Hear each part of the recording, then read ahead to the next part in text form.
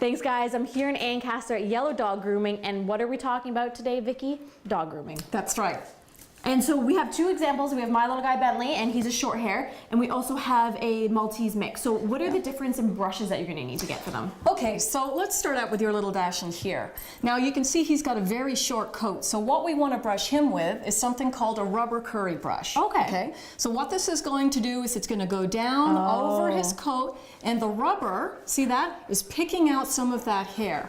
Obviously, if you get a long pin brush like this for your Dachshund, it's not going to do anything. It might feel nice, but... It might feel nice, exactly, but it's not pulling out that dead hair, which is what you want to get out of your dog when you're brushing him. That's the whole point of brushing the dog, right? And your Dachshund isn't going to get knots and tangles. Right, but... Now, the Maltese, however, on the other hand, is. Now, the biggest thing to note when you're brushing your dog is that it's got various friction points, okay? Underneath the legs, underneath the rear, behind the ears, and that's where you want to concentrate when you're brushing your dog. And that's just to get the knots out? The knots, the tangles, as they're walking, that longer hair will come and become a mat, and that's very hard to get out, and it can hurt the dogs too. So with a sort of a natural curly coat like a Maltese mix, the best brush to get is a slicker brush like this. You can just pick these up at any pet store, and they're really inexpensive. This is a great all-purpose brush.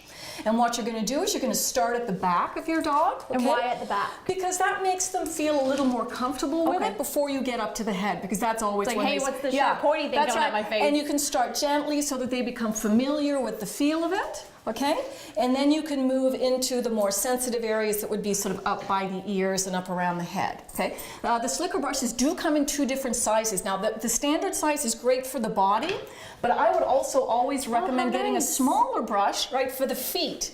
Because again, the feet is what's going to be in the dirty water, in the snow, in the grit, in the gravel, and that's going to accumulate dirt and debris, and you're going to want to brush that out. And what happens if you have, say, that's a big, huge shedding dog? Right, so over here we have a collie. This is a rough collie called Winnie, who lives down the street from me.